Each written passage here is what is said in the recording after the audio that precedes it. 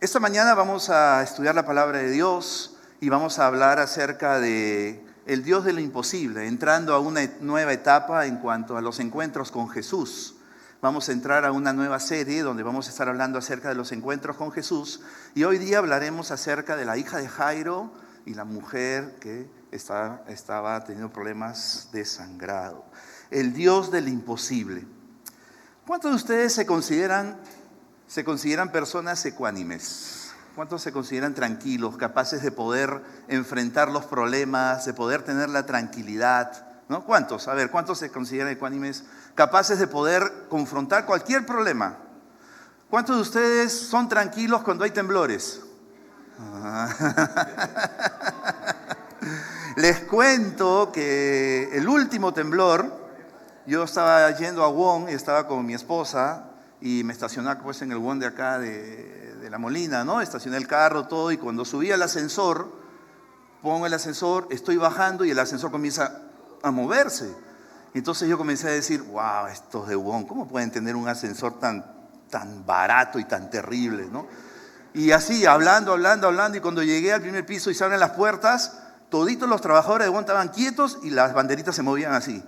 Ah, no, ha habido temblor. Y le digo, ¿qué ha pasado? ¿Qué, señor, usted estaba en el ascensor?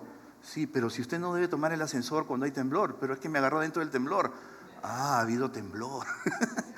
Ahora, si yo no tenía conocimiento del temblor, entonces estaba tranquilo. Pero ¿qué hubiera pasado si yo sabía que estaba el temblor, que estaba en medio de un temblor? Obviamente no hubiera subido al ascensor.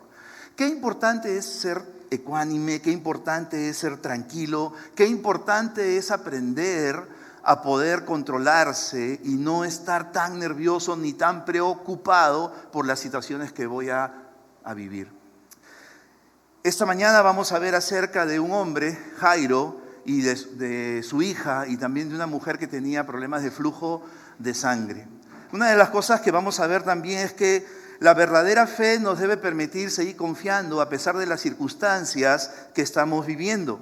La verdadera fe debe llevarnos a poder adorar a Dios, no importando qué problema tenemos. Si tal vez es un problema de matrimonio, un hijo rebelde o un serio problema económico, debemos entender que las cosas que suceden a nuestro alrededor es porque Dios tiene un propósito para cada una de ellas. Y uno de los propósitos claros es que nosotros aprendamos a depender más de Él, a confiar en Él. A través de las pruebas, a través de las situaciones difíciles que vivamos, estas van a servir para que Dios pueda magnificar su poder, para que Él pueda mostrarse como un Dios poderoso en nuestras vidas, para que Él sea digno de toda gloria y para que Él de una manera espectacular sea mostrado a otros.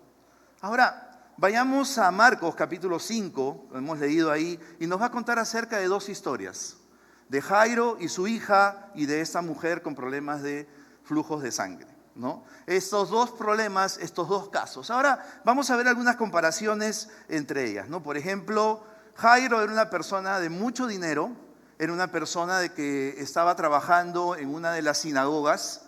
Él siempre estaba recibiendo noticias de lo que sucedía en el pueblo, en este caso en el pueblo de Capernaum.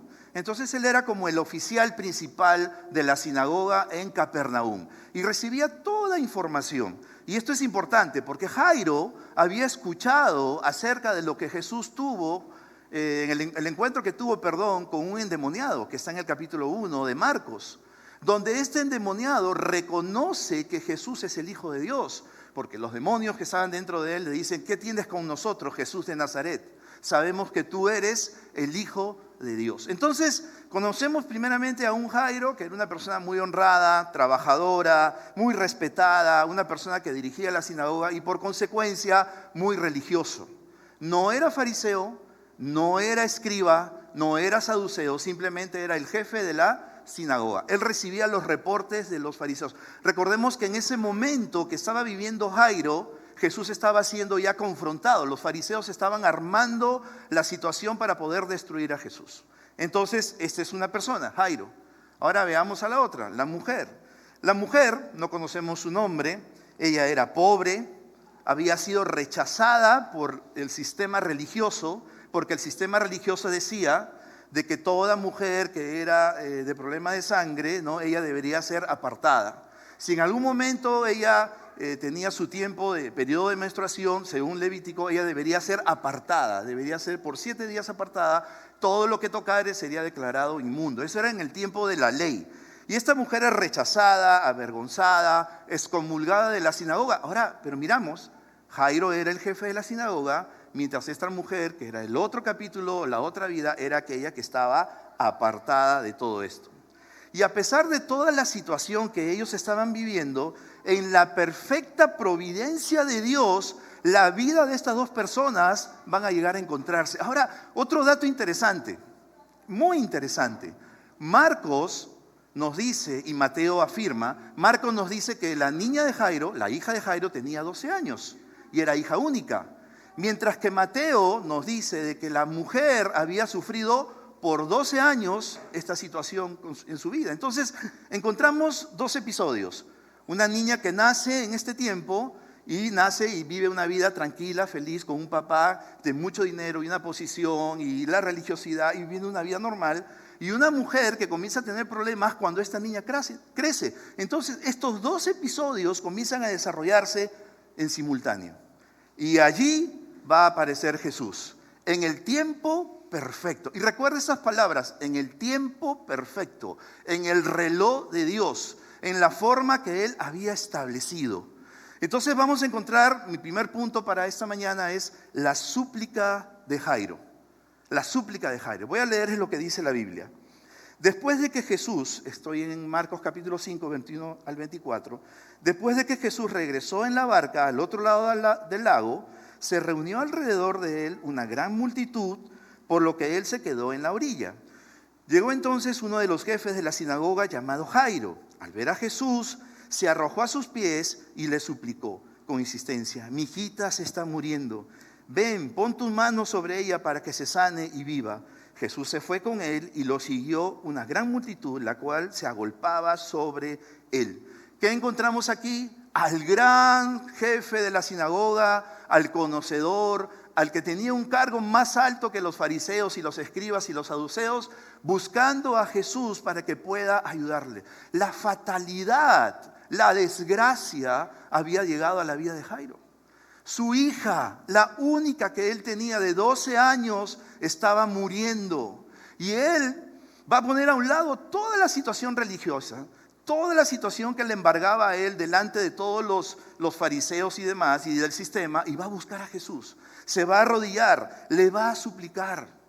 Y una cosa que debemos entender, que las circunstancias que vivimos, hay veces buenas y a veces malas, solamente nos llevan a pensar de que Dios está en control, pero hay cosas que nosotros vamos a comenzar a vivir que no tiene, como se dice, preferencia de nadie.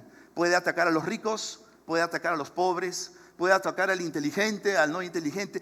La fatalidad puede venir en cualquier momento, pero la diferencia de nosotros es que Jesús está ahí. Es que Jesús está en medio de todas las situaciones de las cuales nosotros estábamos viviendo. Jairo sabía acerca de la situación que estaba viviendo el Señor Jesús, de lo que estaba pasando alrededor de él, pero a él no le interesó, no le importó, porque él amaba a su hija. Él tenía un corazón muy, pero muy entregado, prefirió dejar todo. Ahora yo les pregunto, ¿cuántos de ustedes darían todo por sus hijos? ¿Cuánto? Les voy a contar algunas cosas que pasaron con nuestros hijos y les he pedido permiso a ellos, ¿no? Para que se den cuenta cómo es que yo cuidaba a mis hijos. Jeremy, cuando tenía 15 años, y nosotros vivíamos en Pachacamac, para los que conocen Pachacamac, es por el sur, un lugar muy tranquilo, y nosotros teníamos la situación de vivir en una propiedad donde estaba la misión ahí, y todo cercado, y lo que nosotros le llamábamos era la burbuja, porque vivíamos y todo era tranquilo, no había problemas. Ellos salían de la casa, jugaban ahí en la propiedad, estudiaban en home school, entonces todo estaba chévere. Pero llegó el momento que Jeremy me dice: papá, porque asistíamos a la iglesia en La Molina, quiero ir a La Molina a ver a mis amigos. Y Jeremy tenía 15 años. Entonces yo no podía darme el lujo de venir y traerlo y llevarlo y traerlo y llevarlo y traerlo. Entonces me quedó más que mandarlo en bus. Entonces la primera vez lo subí al carro. Y para llegar a La Molina desde donde yo estaba hay que tomar 3 buses, ¿no? Uno a Manchay Bajo, de Manchay Bajo a Huertos y de Huertos venir acá, en ese tiempo. Ahora hay algunos directos, ¿no? Y yo recuerdo que lo llevaba Jeremy en el carro y lo dejaba primero lo dejaba en Manchay Bajo, ¿no? O sea, hasta ahí lo acompañaba, no, y me di cuenta, no, de ahí lo llevé hasta Huertos, ¿no? Y Jeremy decía, papá, pero déjame, por favor, yo quiero hacer solo. No, que tienes 15 años y tú eres un palomilla de balcón. Te van a agarrar, te van a robar, te van a hacer algo. No, tengo que protegerte, tengo que cuidarte. Ya, papá, está bien. Entonces llegó un momento que yo lo llevé hasta Huertos de Manchay, lo dejé ahí en Huertos de Manchay. O sea, obviamente lo llevaba en el carro hasta Huertos, ¿ah? Él bajaba, tomaba la combi o el cúster, se subía al cúster, yo me hacía la finta de que me daba la vuelta y cuadraba el carro por ahí y estaba mirando qué hacía. Y lo veía que estaba con sus audífonos. Él era de Pachacamá, pues, él era de Picapiedra. Con él no era, ¿no? Su teléfono en la mano y dice, ahorita le van a robar a este muchacho. Uno llega a un punto de proteger a sus hijos y dar todo lo que sea posible por ellos. Siempre le hacía la broma a Janelle, tú no te vas a casar hasta que tengas 40 años. Es más, ahí en BCM estoy construyendo una torre donde te vas a estar ahí para que no salgas a ningún lado, ¿no? Y Janelle de chiquitita me decía, no papá, yo me voy a casar cuando tenga 20 años. No, te vas a casar a los 40 años. Yo creo que se va a casar pronto ya, pero bueno. Los padres hacemos lo que sea por nuestros hijos. Estamos dispuestos a sacrificarnos. Estamos dispuestos a dar todo por ellos. Jairo tuvo esa actitud con su hija y no estaba mal. Él quería proteger a su hija. Porque los hijos son hijos siempre.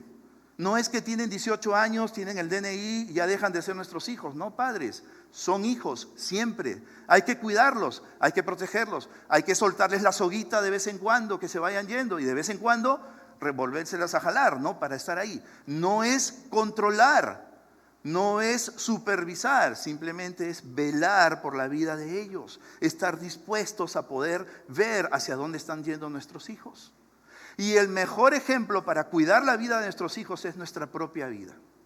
Que nuestros hijos puedan ver la vida que nosotros tenemos con Dios para que ellos puedan entender qué significa amar a Dios. Que nos vean pelear.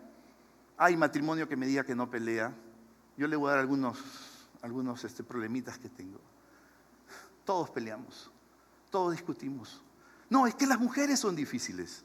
No, es que los hombres no entienden. No, es que las mujeres piensan en muchos cuadritos, mientras los hombres solamente piensan en un cuadrito. No, es que tú deberías haber dado el consejo a la hija. No, es que tú deberías haber dado el consejo al hijo. Ya ves, por tu culpa, está pasando esto, está pasando el otro. Mira, ya nuestro hijo tiene que tomar una decisión de ver su futuro. ¿Qué vamos a hacer? No sé, es tu decisión, tú ve.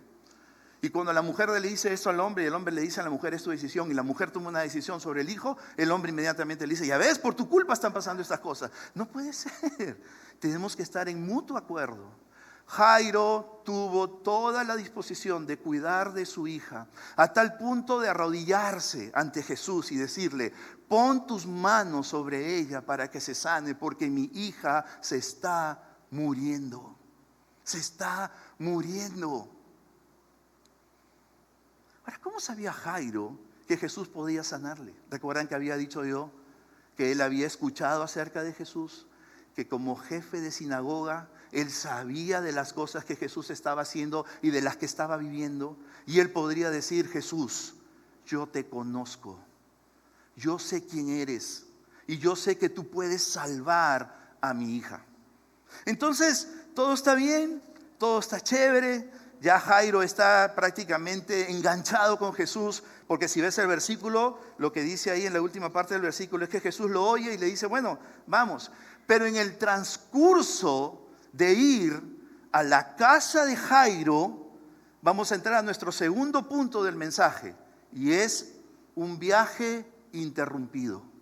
Porque Jairo ya había establecido el deseo de su corazón hacia Jesús de que vaya a cuidar a su hija, que ponga sus manos, que le cure, que por favor esté con ella, que le sane. Pero yendo hacia allá se va a encontrar con una mujer que se cruza en el camino de Jesús.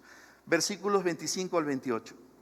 Había entre la gente una mujer que hacía 12 años padecía de hemorragias.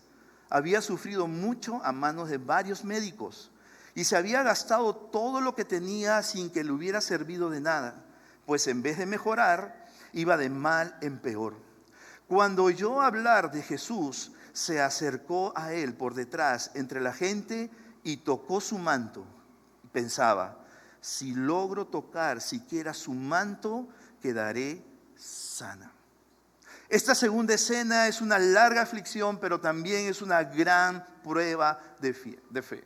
Mientras Jairo acompañaba a Jesús hacia su casa, su corazón debe haber estado, complacido de que Jesús iba a ver a su hija, pero no pensó que en ese momento se iba a encontrar con esta mujer. Y prácticamente esta mujer es la antítesis de Jairo, es el contrario de Jairo. Sabemos ya Jairo, un oficial, ella no, ella con un padecimiento de muchos años y él recién con lo de su hija. Y encontramos que en medio de toda la situación de que estaba viviendo Jairo, tenían algo en común. Eran conscientes los dos de que Jesús era su única esperanza. Por eso esta mujer con flujo de sangre, cuando ve a Jesús, solamente le quedaba una cosa: tocar el manto de Jesús. Tocarlo, es lo único que ella estaba pensando. Esta mujer con todo este sufrimiento de salud, porque había sido separada, había sido puesta fuera de la sociedad, pero el amor de Jesús va a hacer que ella encuentre gracia en su vida. Ella ya no tenía sentido de vida, igual que la hija de Jairo. Ya había tenido ella prácticamente la línea bien trazada de que nada, la sociedad, ni la religiosidad, ni las personas, ni su familia, ni sus padres iban a poder recibirla, porque ella había sido declarada inmunda. Había sido declarada una persona no aceptada, una persona que no podía estar en medio de la sociedad, y por lo tanto ella se sentía desechada. Pero Jesús va a acercarse, va a sentir de que alguien le toca y él va a decir: alguien me ha tocado. Ahora, vemos en la Biblia que cuando Jesús dijo esto, porque dijo, cuando oyó hablar de Jesús, se acercó a él por detrás entre la gente y tocó su manto. Pensaba, si logro tocar siquiera su manto, quedaré sana. Y cuando le tocó, al instante cesó su hemorragia y se dio cuenta de que su cuerpo había quedado libre de la aflicción. Al momento Jesús se dio cuenta de que había salido poder de sí mismo, así que se volvió hacia la gente y preguntó: ¿quién ha tocado mi manto? ¿Ves que te apretuja la gente?, dicen los discípulos, y aún así preguntas: ¿quién me ha tocado? Veamos la escena. Es Jesús caminando, ya le prometió a Jairo acerca de la hija, está avanzando, aparece esta mujer y dice: si yo solamente le tocara su manto, se haré sana. Le toca el manto y de repente Jesús siente un poder que sale de él. Les pregunto, ¿es que acaso Jesús no tenía el control de ese poder? Por supuesto que sí. ¿Es acaso Jesús Dios que no puede saber si le está saliendo un poder o no? Claro que sí. Ahora, lo que vemos interesante aquí es que Jesús dice: ¿quién me ha tocado? Ahora, los discípulos inmediatamente le dicen: pero Jesús, hay un montón de gente que te está aplastando y nos preguntas: ¿quién te ha tocado? En el libro de Mateo es Pedro, ya saben cómo es Pedro, ¿no? Pedro es voy a decir la palabra, el achorado, ¿no? Pedro es el que la agarra. Pero Jesús, ¿nos preguntas quién te ha tocado con tanta gente que está a tu alrededor? Es que Pedro no había entendido a dónde Jesús quería llegar. Cuando Jesús pregunta: ¿quién me ha tocado?, él está haciendo porque quiere saber y acercarse a la persona que ha hecho esto. Cuando la mujer escuchó la pregunta de Jesús acerca de ¿quién me ha tocado?, ella sintió vergüenza, porque ella no podía tocar a la gente. El sistema, la religión le decía: no puedes tocar a la gente, porque si ella tocaba a alguien, le hacía inmundo y por consecuencia tenía que lavarse 7 veces. Y aún más, si ella tocaba a un rabí, porque Jesús era considerado un rabí, un maestro, tenía que tener más vergüenza y huir. Pero inmediatamente nosotros vemos a un Jesús que cuando pregunta: ¿quién me ha tocado?, está tratando de hacerle ver a esta mujer que entienda 3 cosas en su vida. Primero, que tenga el entendimiento de la fe. ¿Qué quiere decir eso? Ella tocó a Jesús y obviamente nosotros sabemos que el poder de Jesús no estaba en sus ropas, sino en Jesús.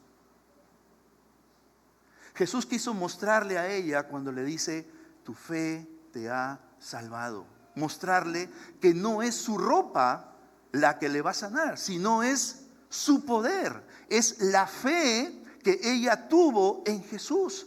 Pero ojo con esto, porque muchos de nosotros podemos decir que tenemos fe, muchos de nosotros podemos decir que tenemos más fe que otros, pero eso no importa, porque la fe está dirigida al objeto al cual nosotros estamos teniendo fe. ¿Me entienden? Es Jesús. ¿A quién le tienes fe tú? Tú no puedes tenerle fe a la iglesia, no puedes tenerle fe a las personas, tú debes tener fe a Jesús. Si un día los predicadores que estamos aquí y hablamos y no estamos y de repente desaparecemos, ¿va a menguar tu fe? No, porque tu fe está puesta en Jesús. Entonces, lo primero que quiso enseñarle Jesús a esta mujer es que su fe estaba depositada solamente en alguien, en Jesús. Pregunto esta mañana, ¿dónde está nuestra fe? No, es que yo confío en Dios. No es que yo he creído en Él. No es que Él me ha dado vida eterna. Yo soy su hijo, ¿ok? Pero cuando vienen las situaciones difíciles en tu vida, ¿dónde está tu fe? La segunda situación por qué Jesús preguntó ¿quién me ha tocado? Es porque Jesús quería que la declaración de fe de esta mujer sea pública. Porque estoy seguro que ella tenía miedo de que los demás se enteren de que ella había tocado a Jesús, a un rabí, y lo había hecho impuro, y por consecuencia no podía estar con él y más bien quería huir, quería irse. Pero Jesús va a decir, no, yo quiero que la gente entienda, la gente sepa acerca de ese paso de fe que tú has tenido. Entonces el primero, mujer, tu objeto de fe es el correcto, que es Jesús. Segundo, lo que ha pasado contigo, todo el mundo tiene que saberlo, porque yo te he limpiado. Y tercero, es que le llama hija. Porque una de las consecuencias de tener este problema, de esta enfermedad, es que ella era expulsada de su casa. Era echada fuera de su casa. Pero Jesús le va a decir, en el versículo 34, Jesús le dijo, hija, tu fe te ha salvado. Vete en paz y queda libre, sana de tu aflicción. Ya Jesús prácticamente le traslada de ser una hija de Abraham a ser una hija espiritual, porque había creído en Jesús, porque Él era su objeto de fe. Y qué bueno, esta mujer entendió, vio. ¿Y dónde estaba Jairo? Retrocedamos ahora a la película.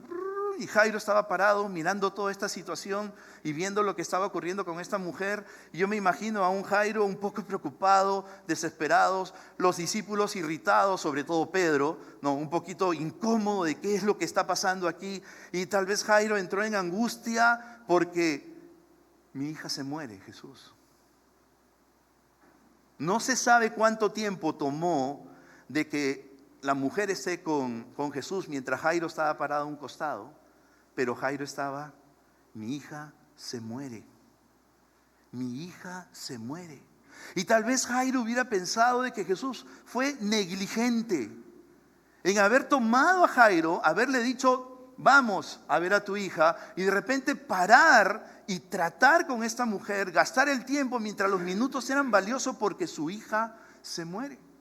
Es como si fuéramos al hospital y de repente encontramos en la emergencia del hospital o la clínica una mujer que se está prácticamente desangrando y encontramos una niña que está a punto de la muerte y un doctor toma la opción de atender a la mujer y no a la niña que ya está por morir y muere la niña. El doctor sería acusado ¿de qué? De negligencia, porque él tiene que atender lo que es de emergencia. Entonces, hasta cierto punto Jesús fue negligente, y lo digo entre comillas, porque en verdad no lo fue. ¿Cómo que no lo fue? Porque lo que Dios quería hacer era aumentar la fe de Jairo. Pero eso era difícil. No era una situación fácil. Un Jairo que había ido, había tomado a Jesús, le había pedido que vaya a sanar a su hija. Yendo en el camino se encuentra con una mujer que le hace prácticamente un stop a lo que Jesús iba a hacer. Y de repente Jairo como que se preocupa de esto y dice, bueno, ¿y ahora qué va a pasar? Y justamente cuando Jesús termina con la mujer y ya va a ver y le dice a la mujer, ve, y tu fe te ha salvado, vienen los hombres que son amigos de Jairo y le dicen, todavía estaba hablando Jesús, versículos 35 al 36, cuando llegaron unos hombres de la casa de Jairo, jefe de la sinagoga, para decirle, tu hija ha muerto, ¿para qué sigues molestando al maestro? Sin hacer caso de la noticia, Jesús dijo al jefe de las sinagogas, a Jairo, no tengas miedo, nada más cree. Y esto es lo neurológico de todo esto. Y este es el centro de toda esta enseñanza. No tengas miedo, solamente cree. Jairo en ningún momento dijo, pero Señor, ¿pero por qué quedaste?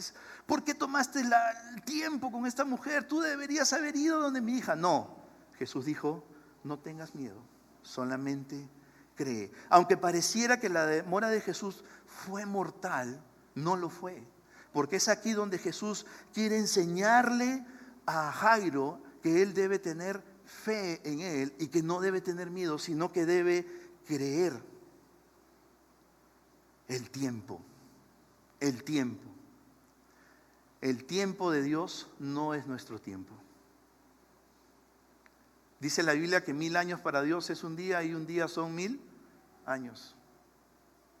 Si hablamos un poquito de tiempo y nos vamos por la situación cultural, imaginémonos que un inglés se casa con una peruana, ¿ya? Y es la hora del matrimonio. Y el matrimonio es a las 4 de la tarde. ¿A qué horas creen ustedes que los ingleses van a estar en el matrimonio? No, 1/4 para las 4. ¿Y a qué hora van a estar los peruanos? Y por allá están los ingleses, 1/4 para las 4. Y como que ellos dicen, bueno, vamos a dar un poquito de elasticidad al tiempo, unos 15 minutos más, ya, pero a las 4 empezamos. Por eso hemos venido 1/4 para las 4. Pero acá están los peruanos, todos los amigos de la novia. Su tiempo de elasticidad de los peruanos son 60 minutos más. ¿Sí o no? Y la novia no viene a las 4, automáticamente todos nosotros los peruanos pensamos, está bien, así es. Es más, qué raro que no se demore 3, se va a demorar 1 hora, estamos bien. Mientras que los ingleses hasta que se cortan las venas, ¿no? No, ¿cómo es posible? Tienen que estar todos. Los tiempos en las diferentes culturas nos traen asombro, ¿cierto? Tanto aquí como allá, tal vez aquí en América, ¿no? En el oriente, en el occidente, y sabemos de los tiempos. Pero eso no lo podemos trasladar a Dios. Dios no tiene el tiempo del inglés, no tiene el tiempo del alemán, no tiene el tiempo del peruano. Dios es dueño del tiempo. Obviamente Jesús, siendo Dios, sabía lo que estaba viviendo Jairo. Sabía lo que estaba cruzándose por su corazón. Pero él dice, yo manejo los tiempos. En uno de sus libros, Keller dice, la gracia de Dios nunca actúa según nuestro horario. Siempre va a actuar de acuerdo al horario de Dios. Solamente cree y no temas. Es que hay situaciones que yo estoy viviendo que quisiera solucionar en este momento. Dios te dice, no, tú solamente cree y no temas. Es que tengo miedo que si no hago esto y aquello, de repente va a suceder así o asá. No tengas miedo, solamente cree. Es que nos gusta tener el control. Cuando mi hija estaba manejando y le enseñé a manejar, que obviamente padres no enseñan a sus hijas a manejar porque es terrible, ¿no? Y yo le estaba enseñando a manejar y le dije, hijita, haz esto, hijita, papá, bla, bla, bla, bla, y de ahí discutiendo, ¿no? No sé si les ha pasado, ¿no? Por aquí. Pero cuando ya aprendió y sacó su licencia, y a mí me tocaba estar en el copiloto y ella manejando, aún sobre eso yo todavía seguía dirigiendo. ¿Por qué? Porque quiero tener el control. Porque tengo que tener seguridad. Tal vez Janel hubiera volteado ese día y me hubiera dicho, no tengas miedo, solamente cree. Es lo que Dios nos está diciendo a nosotros. No tengamos miedo, solamente creamos. Y yéndose ya Jesús, como dice el versículo 37 al 38, versículos, ¿dónde está? Sí, 37 al 38. No dejó que nadie lo acompañara, excepto Pedro, Santiago y Juan, el hermano de Santiago. Ya habían llegado las personas, ya le habían dicho, tu hija murió. Jesús le dijo, no tengas miedo, solamente cree. Cuando llegaron a la casa del jefe de la sinagoga, Jesús notó el alboroto y que la gente lloraba y daba grandes alaridos. En ese tiempo, cuando una persona moría, las personas alquilaban unas plañideras. ¿Quiénes eran unas plañideras? Las lloronas. Y lloraban, ¿no? Lloraban. Cuando fui a Puerto Rico, me tocó vivir eso. Recuerdo que llegué, estuve en la iglesia y la hermana de la iglesia ahí me dice, mira, ¿sabes qué? Quiero que nos acompañes a un velorio, que ha muerto una persona, un amigo. Y cuando fui al velorio, no había cajón. Estaba la persona en una mesa, sin cajón. Y alrededor de ella, un montón de fruta. Frutas y frutas y frutas y frutas por todos lados. Y yo me quedé asombrado porque decía, ¿pero qué está pasando? Y de repente, estando ahí en toda la ceremonia, comenzaron a salir unas mujeres y se ponían a llorar. Y lloraban y gritaban y lloraban y decían el nombre de la persona, ¿no? Y yo le pregunté a la que me llevó ahí, le dije, ¿pero cómo es esto? Porque yo no sabía. Me dice, no, es que acá en Puerto Rico es así. Se paga tantos dólares por el llorar y tantos dólares por el gritar. Era chistoso, ¿no? Lo mismo, sí, y sucedió. Yo tuve un poco de, no sé, me dio cosa ver a la persona ahí, pero en ese tiempo era así. Y cuanto más dinero tenías, más personas podías contratar. En el libro de Mateo encontramos de que había una multitud de plañidoras, lloronas, que estaban ahí cuando la hija de Jairo había muerto. Y cuando llega Jesús y llega Jairo, y Jesús dice, ¿qué están haciendo aquí? La niña no ha muerto, sino que está durmiendo. ¿Qué pasó con las plañidoras? ¿Qué pasó con las lloronas? Comenzaron a burlarse de Jesús. En ese momento tal vez Jairo podría haber tenido un desánimo, tal vez había podido dudar un poquito porque las circunstancias de la multitud le llevaban a pensar, en realidad ha muerto, ya no hay solución. Pero Jesús le dice, no temas, solamente cree, no temas. Y Jesús, según el versículo 39, subió al cuarto, dice, ¿por qué tanto alboroto y llanto? La niña no está muerta sino dormida. Entonces empezaron a burlarse de él, pero él los sacó a todos, tomó consigo al padre y a la madre de la niña y a los discípulos que estaban con él y entró a donde estaba la niña. Y tomando a la niña de la mano le dijo, Talita cum, que significa, niña, a ti te digo, levántate. Ahora, tenemos que entender todo este pasaje a la luz de la Biblia y a la luz de las tradiciones. Jesús ya había tocado a una mujer con flujo de sangre. ¿Qué significaba eso en ese tiempo? Estaba inmundo. Jesús fue y tocó a la niña. La niña estaba muerta, ya estaba inmundo. Según la ley, él estaba inmundo y tenía que cumplir ciertos ritos porque ya estaba cargado de impurezas. Pero a Jesús eso no le interesó, porque su corazón estaba dispuesto a enseñarle a Jairo de que Él es sobre todas esas tradiciones, porque Él ha venido a cargar todas nuestras impurezas, porque Él ha venido a cargar todos nuestros pecados.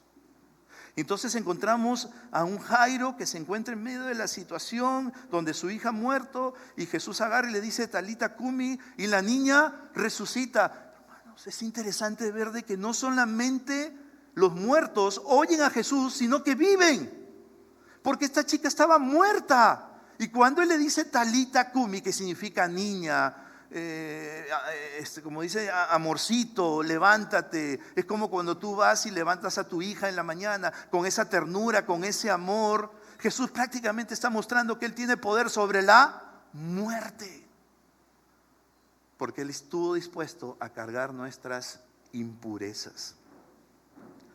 Tenemos las dos escenas y resumiendo todo, ¿qué es lo que queremos aprender entonces de todo esto?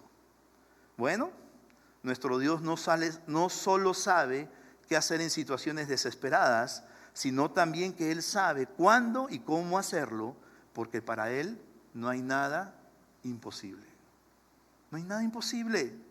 Él es el salvador de las causas perdidas. Así que si tú tienes en tu lista una causa perdida, no te preocupes. Dios es el salvador de las causas perdidas. Dios te puede ayudar. Tal vez los discípulos y Jairo estaban preocupados por cierta tardanza que Jesús estaba mostrando, pero saben, la tardanza de Jesús es parte del amor que quería mostrar a Jairo. Porque Dios, cuando nos ama, nos va a dar las cosas que nosotros queremos. No nos va a dar lo que nosotros queremos, sino que nos va a dar las cosas que nosotros necesitamos en el tiempo correcto.